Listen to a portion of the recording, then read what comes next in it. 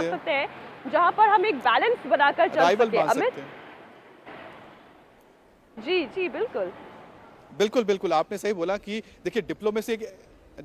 तो ऐसी है ना। कल तो यहाँ पर चाइना के भी जो प्रीमियर थे आए थे, ली क्वांग भी आए थे। लेकिन हम इसको क्या कहेंगे, डिप्लोमेसी में क्या होता है कि आपका राइवल होता है, और इस वक्त जो सबसे अच्छा जो ब्लॉक आप बना सकते हैं अपने राइवल को रोकने के लिए अपने हितों के हिसाब से, यानी भारत के हितों के हिसाब से, तो आपको ऑस्ट्रेलिया, जापान, अमेरिका के साथ मिलकर, क्योंकि जो इंडो पैसिफिक एरिया है इस रीजन में देखिए कि हमारे बहुत ही हित हैं जुड़े हुए हैं, जैसे कि साउथ ईस्ट एशिया, चाहे वो फिलीपींस हो, एक बार फिर से इन तस्वीरों को फिर दर्शकों को बताते हुए प्रधानमंत्री नरेंद्र मोदी सभी G20 देशों के राष्ट्राध्यक्षों के साथ इस वक्त बापू को श्रद्धांजलि देने के लिए आगे की तरफ बढ़ते हुए इतिहास कैसे बनता है और इतिहास कैसे बदला जाता है वो भारत की गौरव गाथा को देखकर कोई भी आसानी से समझ सकता है। हम राष्ट्रपिता महात्मा गांधी की जर्नी से अगर शुरू करें, जिस तरीके से उन्होंने अंग्रेजों से लोहा लिया, और आज अगर ब्रिटेन के, हालांकि आज नहीं हमेशा से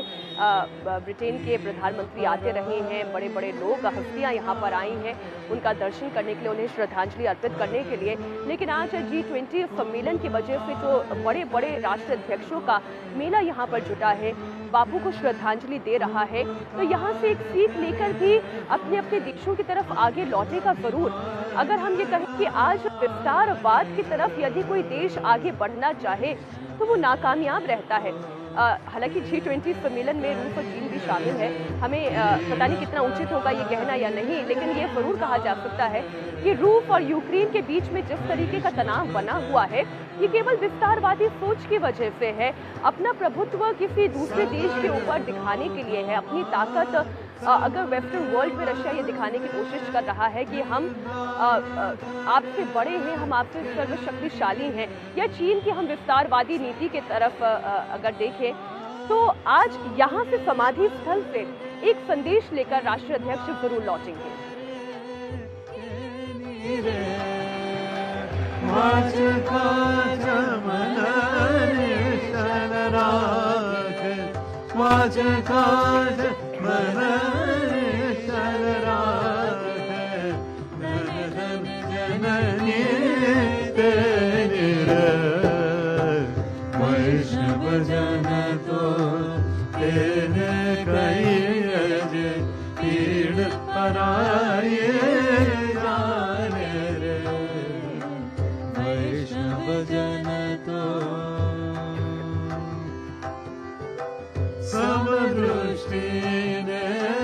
कृष्णा त्यागे परस्त्रीजन मातरे समदृष्टिने कृष्णा त्यागे परस्त्रीजन मातरे जिह्वा थकी असत्य न बोले, जिह्वा थकी असत्य न बोले, परधन न बजाए आदर, वैष्णव जन तो तेरे कहिए पीड़ पराए जाने रे, वैष्णव जन तो मोह माया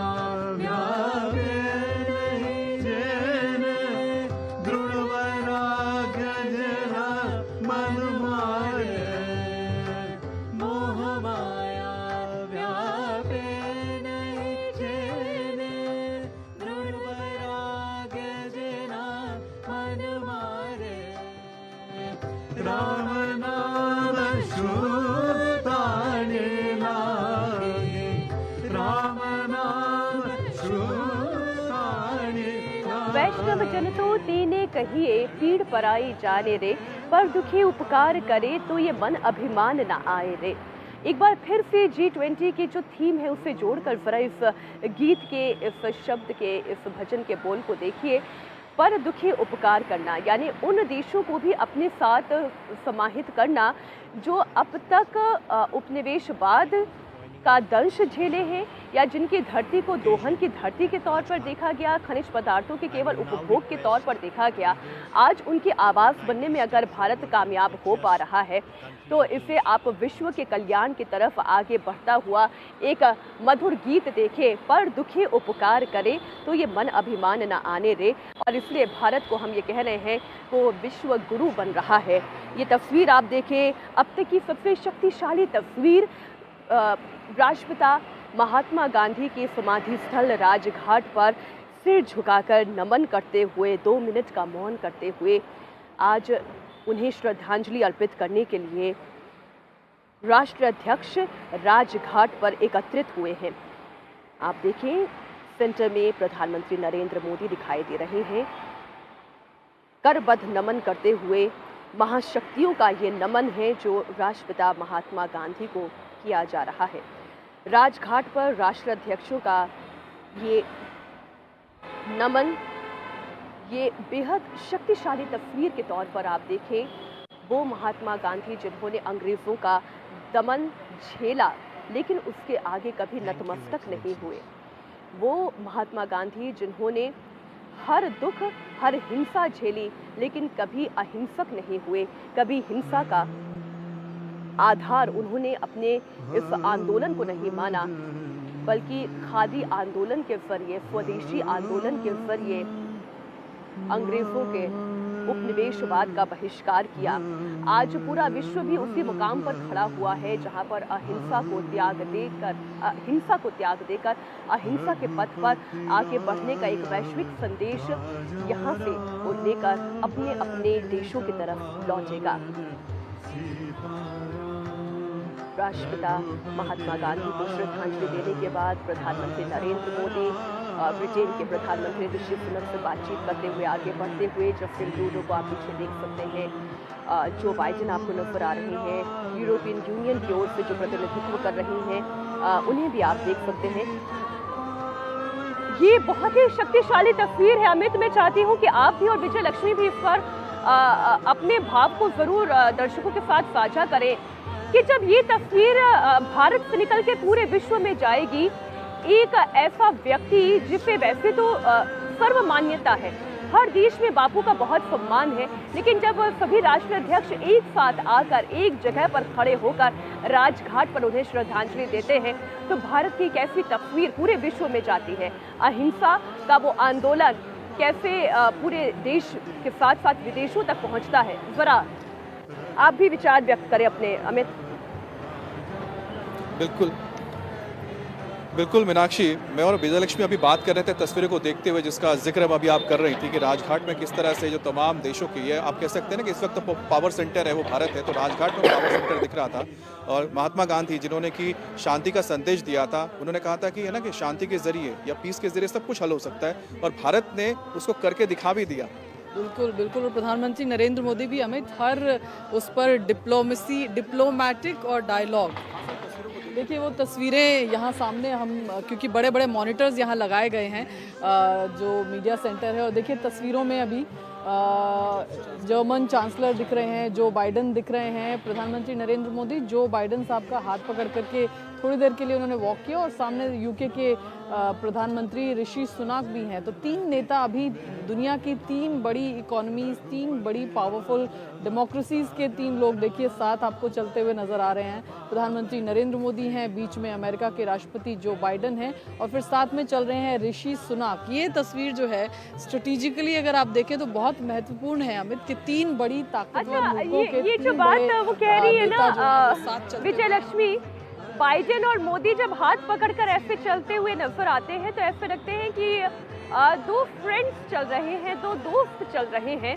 और ये गर्मजोशी अपने आप में बहुत कुछ कहती है। अमित। बिल्कुल मीनाक्षी, देखिए कि जो बाइडेन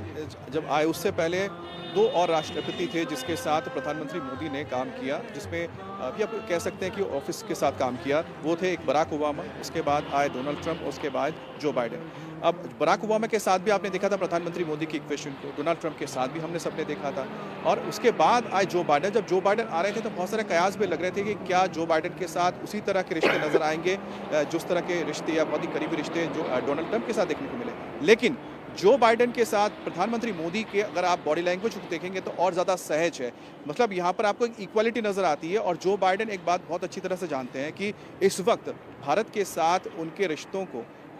बेहतर करना इकोनॉमिकली, स्ट्रैटेजिकली, और साथ ही साथ आने वाले जो 10 से 15 साल हैं, आप समझ लीजिए इस वक्त अगर पूरे साउथ एशिया और साथ ही साथ हम बात करें इंडो पैसिफिक रीजन की, विजय लक्ष्मी, अमेरिका के लिए सबसे बड़ी दिक्कत यह है कि चाइना की नेवी आज के वक्त में सबसे बड़ी नेवी हो चुकी है। 350 से ज़्यादा उनके पास वॉरशिप्स हैं, अमेरिका के पास भी नहीं है। उनके पास मैन पावर की बात की जाए तो चाइना को मैच नहीं कर पाएंगे, भले ही वो आप कह सकते हैं इक्विपमेंट्स में कर ले। वैसे में भारत एक ऐसा देश आता है जो इस इलाके में उसको ये सारी चीज़ें प्रोवाइड कर सकता है, दे सकता है, और एक सिक्योरिटी जो चाहिए इस पूरे इलाके में आप कह सकते हैं कि स्थिरता बनाने के लिए भारत बहुत इंपॉर्टेंट है। बिल्कुल बिल्कुल, जैसे सेमीकंडक्टर्स का इशू ले लीजिए अमित, चाइना का मोनोपोली वहाँ पर दिखता है, तो अब कोशिश